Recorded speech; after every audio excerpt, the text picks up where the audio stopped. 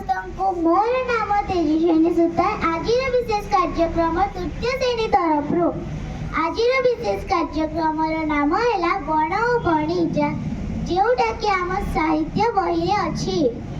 तो चलतु आरंभ करवा।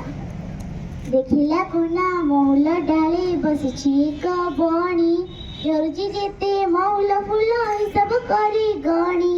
डाकिला कुना किएल बणी घसुची ठंड डाले, आम पासे खाइबु जेबे मिठा पिजुली फले।